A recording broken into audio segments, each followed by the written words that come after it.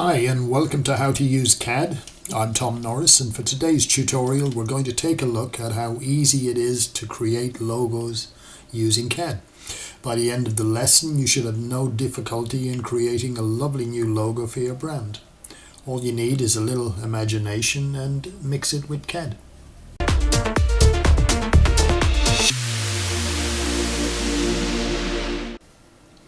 This morning I was looking at a logo for a new brand of mine, and for a little bit of inspiration I went on Google and I took a little look.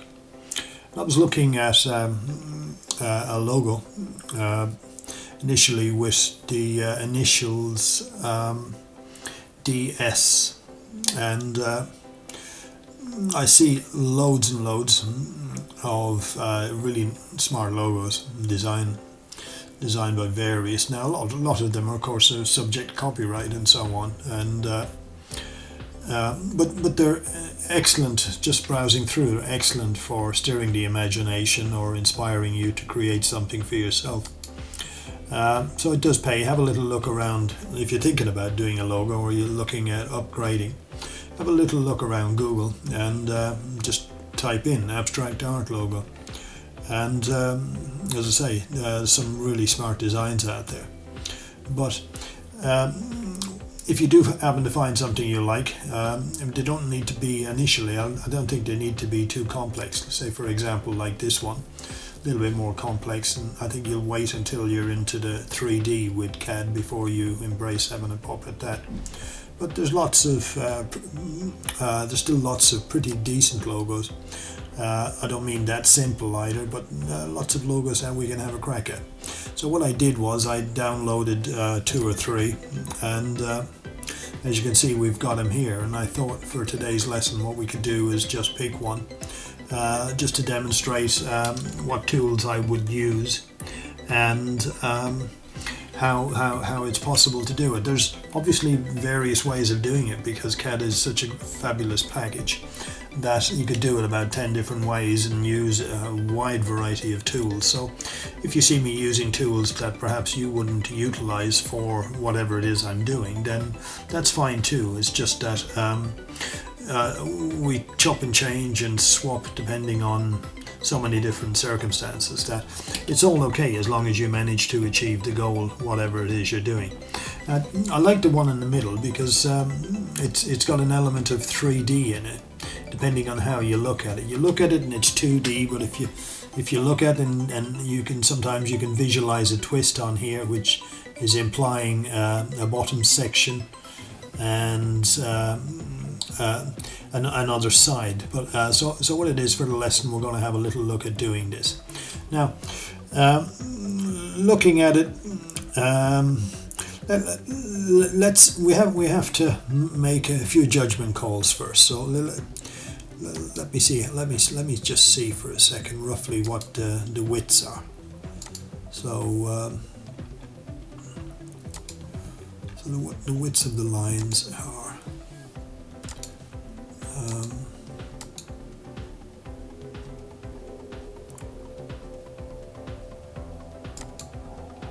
What did that come up at? Perhaps that's not the smartest way of starting the lesson, but either way, yeah, 162. That's what it came up at. So now the reason I ask is because I'm thinking of using the parallel tool, and I want to keep it all these lines the same. So basically, yeah, so I mean you can look at it all day, but at the end of the day we have to make a start. Now you can do it 2 different ways. You can trace directly over the graphic, or we can trace below by taking by having the picture or having the graphic in a few different positions and taking the lines from it. So on today's lesson I'm going to trace directly over the graphic because it's nice and solid and square. So let's give it a go, and I'm going to use say 150 as the diameter for 150 mil, that is, for the diameter across these beams. Right, so let's get on with it. As I say, there's no right way or wrong way to do it. So I've drawn one line. Now all I got to do is tab 150 and I've got another line. So basically what it is you draw a single line and then we do a parallel tool to get the other bit, rather than trying to draw the second line, which can be out, and we don't want to do that. So now tab -150. Okay, so this is a more accurate way of doing it, believe it or not. Nope, don't want that. So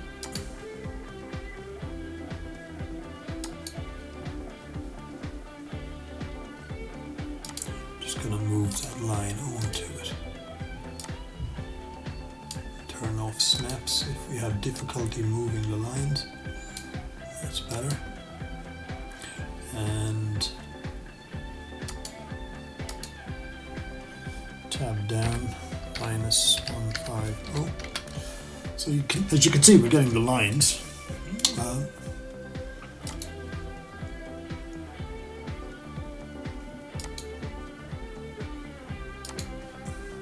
Right. Tab down again. Tab -150.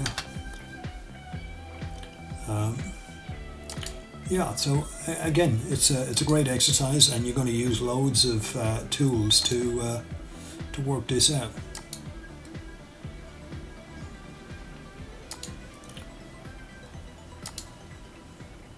Tab -150. Yeah, not too many more to do, but so bear with me.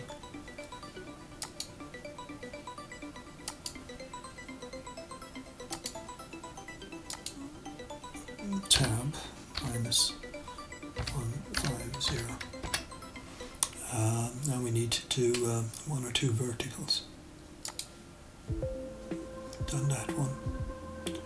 Haven't done this one.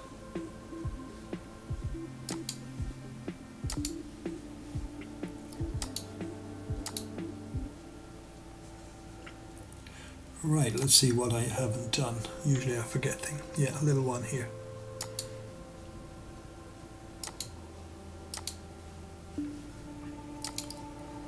And we can shorten this one up. Okay. Is that about it? I'd say it is.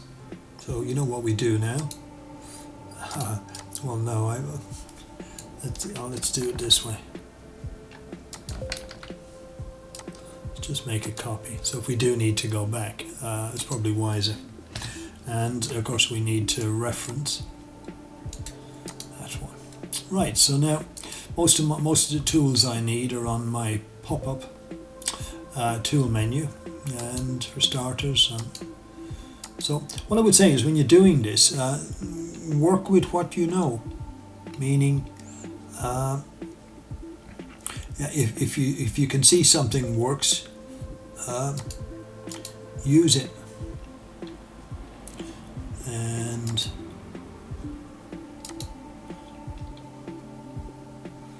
that's fine. It shouldn't take that long.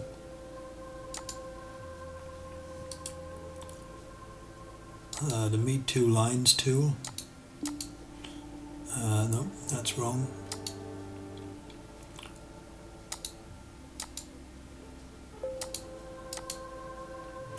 There we go. Am I right? Yes.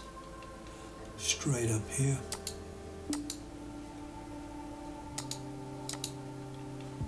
This is money for jam, right? Okay.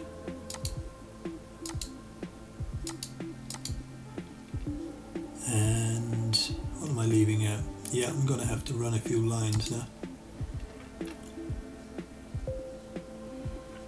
So that one, let's just get another parallel line going, or not.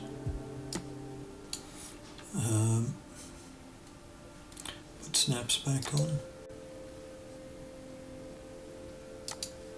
There we go.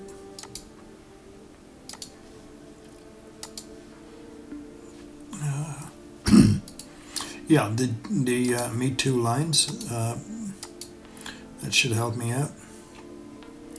And I needed another line on this one, didn't I? Another parallel line to run beside that.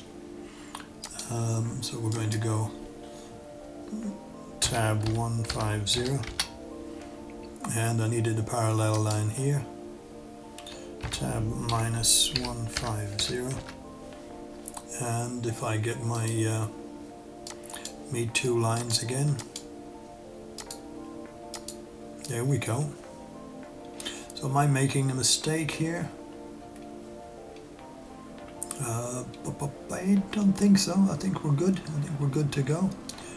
I'm looking at this one and I'm thinking, let's just see. Yeah, so it's a V here. So I was looking for another vertical line, but it's not. These two are a V. So I need to do line length.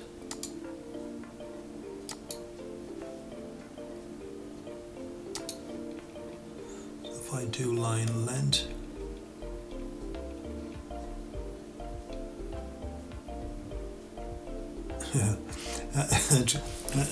I think that's quite funny. I'm looking, and when I brought it down, I could have copied it like so. Let me pop that back on here. I could have copied it like so, and then it would have been a lot easier. But there you go. As I say, you can. It's actually nice to work, I think, with someone. If someone's trying to teach you something, it's nice to work with someone that makes the odd mistake, because at least then you know it's absolutely real. And of course it's natural, because part of what we do here is 3 steps forward, 1 step back. So this one is right. Okay. Yeah, so by setting this up, gee, heck, I'm getting loads of interruptions today. By setting this up the way I've done it, and then we do another parallel line on here. Yeah, sorry about all the interruptions, but it's a working office, so sometimes I'm in the middle of trying to do a tutorial and we get disturbed, but like anything, you get to live with it. Tab 150, and now we'll get back to the meet two lines, and there we go. This one, am I right on that? Yeah, that's close enough, but somehow or another it doesn't look quite right, but we'll check it out in a minute.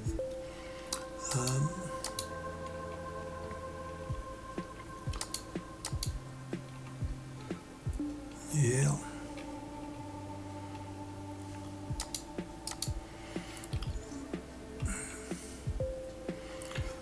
This is the first time I've noticed that it's actually in 2 separate pieces, which that wasn't apparent when I was looking at it on the logo. But fact is, we're already there, and I can just take that and dispense with all the lines, etc. Leave that back there, and that's your logo. And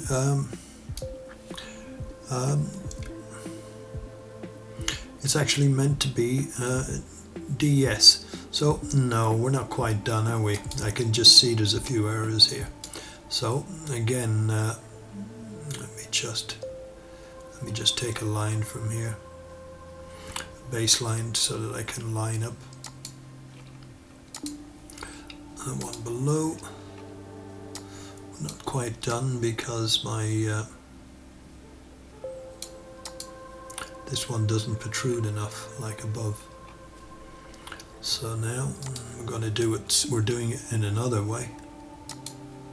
We're drawing some of the lines down there, and let's see, this one goes out right. That's cool. And yes, so we can do parallel again.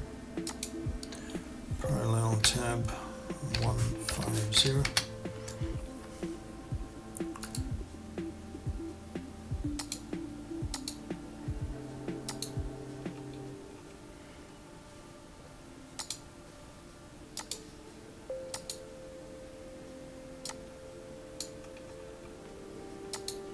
Right. So you'll see that certain tools come up a lot more than others, especially for this. Right, I'm trying to remember if this will work. No, it didn't. Need to do it the other way around. No. Let me get this right now. Right. So I could now leave that alone. There we go.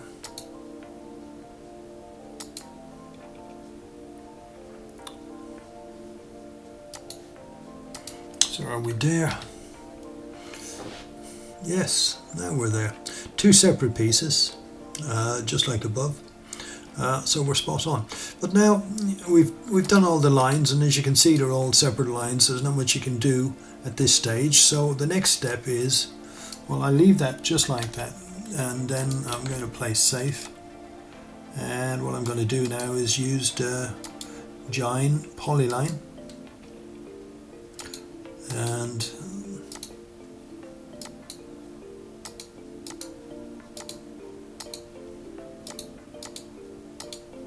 so to make one whole element that I can actually hatch or color. So have I got everything here? Close up a bit. Yep, got everything. Which means we now have, oh, what did I forget? Yeah, I didn't do the join, so yeah, it's good. It's good we learned. So we go again, join polyline.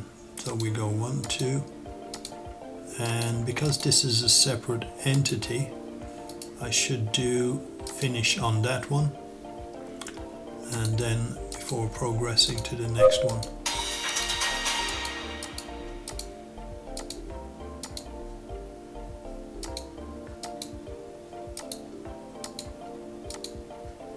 Again, finish. This, oh, not joined. Right, so go again. This is why it's called a tutorial video, because I left something out again. So we're doing join polyline, modify.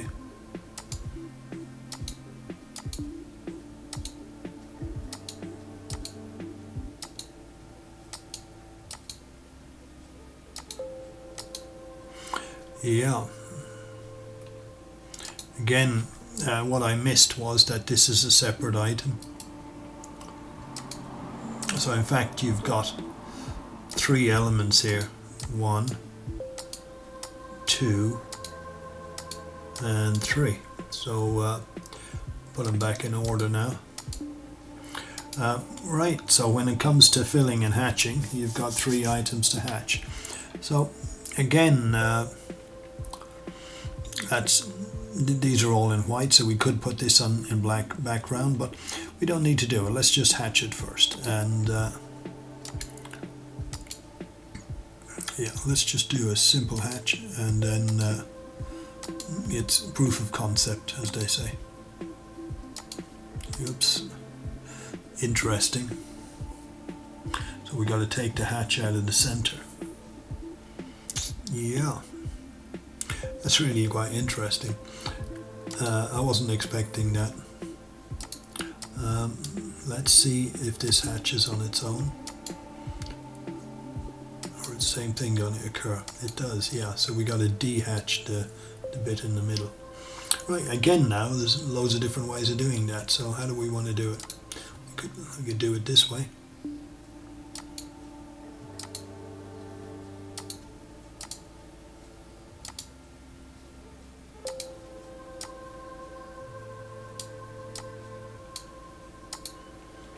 So you could in fact do it with a color, do it with another hatch. I don't think it makes much difference, the fact that it's hatched underneath. Right, so that's it actually. That's as much as I want to do on that, because what I wanted to do was I wanted to show you how easy it was to trace and to end up with elements that you can hatch in color and move around, and that's what I've achieved. So again, this is one I did earlier on another logo. Here you've got the basic elements just as I drew it out, and this one I traced again, and of course now you have a complete element which you can do whatever you want with. You can manipulate it as you see fit. So what I would say to you is get a bit of time and have a little look at Google, find a few icons you liked. There was one particular icon I liked, which, let's see if I can find it, and this would be a lovely challenge. And let's get rid of that rubbish. It was this one. I actually like this one, and I think probably another lesson I might have a go at doing this one for you.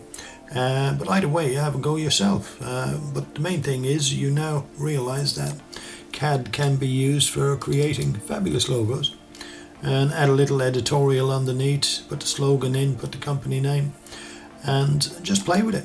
So that's what it's all about. So the aim of the tutorial was to just convey the message that, hey, you don't need to use CAD for architectural drawings or making furniture. You can actually use it to make a damn nice logo as well. And in fact, our own how to use CAD logo, it's very simple, but that too was made with CAD. No graphics designer there. You can tell anyway. I've kept it very simple.